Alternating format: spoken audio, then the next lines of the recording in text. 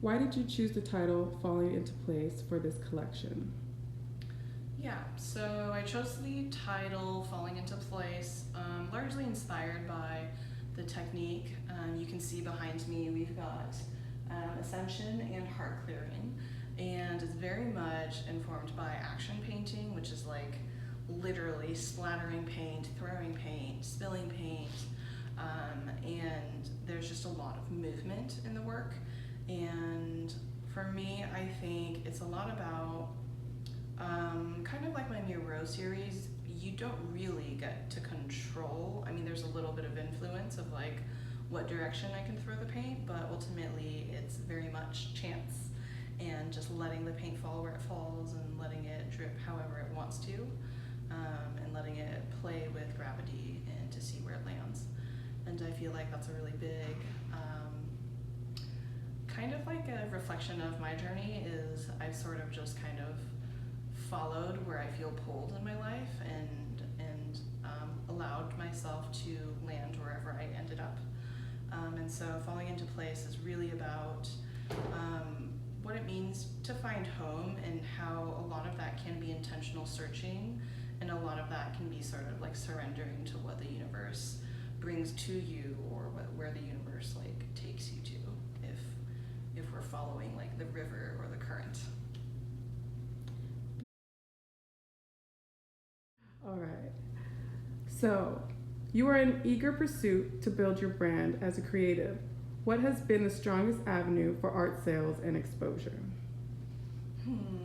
I would say that a lot of my work is really personal and really, it's definitely intuitive. I call myself an intuitive artist. And so I think for me, Instagram has been a really good way to kind of like announce and share upcoming events, but for me I would say definitely in-person events have been really crucial just because again my work is so personal. It's so much about like relationships and interconnectedness, and I think that there's something that happens when people see the work in person that's just really different from when they see it online or on Instagram. So I would say things like Belltown Art Walk, Ballard Art Walk, of course shows like this Saturday's event, and any other in-person shows I've had have been just so crucial. Thank you. So I am totally rolling.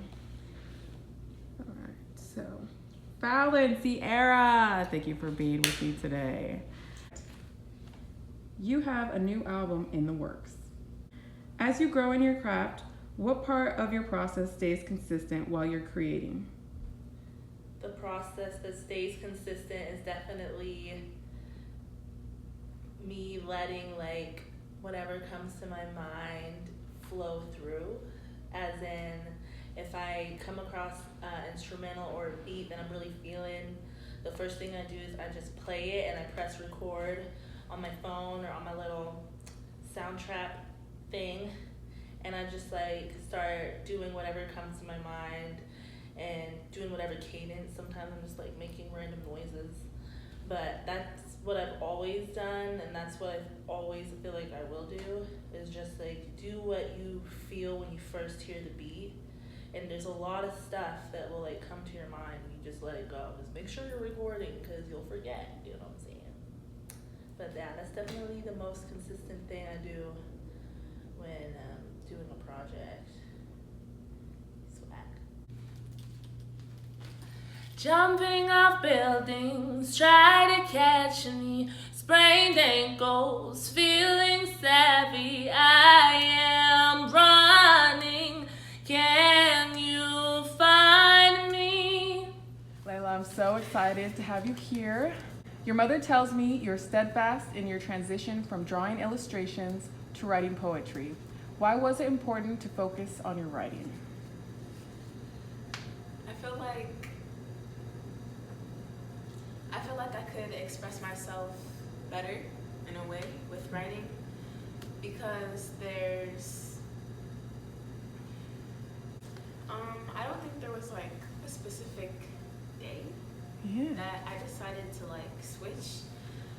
I originally stopped drawing because of religious reasons, because you're not supposed to like draw living things, or like it's kind of like maybe it's not your intention, but it's like you're competing with God, like with His creation and things like that. So that's why I originally stopped.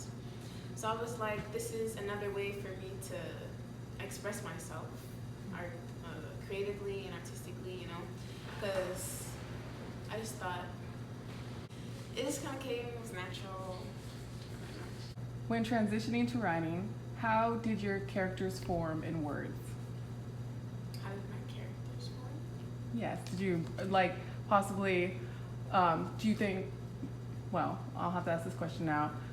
Do you think that what you were drawing before you had stopped, like, transferred or transformed when you were writing? No. Usually when I would draw, I would just draw random things, like random people, not people that I knew, or I would just draw random characters or random people, just I don't know, I just drew, you know. It didn't really have much like background or like meaning to it. Mm-hmm. I just drew because I was good at it and I enjoyed it, you know. But I don't think any of the characters like transferred into my writing or, you know. That's great. My name is Laila, and this poem is called That's Malcolm and Marie. You've taken from me, actually given me something to visualize Malcolm and Marie. That's you and me, our black and white love. No, our company, you see. You saw me broken and realized how beautiful broken can be. How broken glass pieced back together can be so monumentally at peace. That's how your heart feels when you're sitting right next to me. And when you feel me and grasp my disposition and slowly rip it out of me. It makes me think I need you. Attachment. You have no sympathy. Empathy, that's all I give of me, so don't take this for a fortune. I'm a fragile present, and now I'm gonna have to leave. But don't stress, it's not your fault. It's just one side of the story. Our black and white love. No, company. That's Malcolm and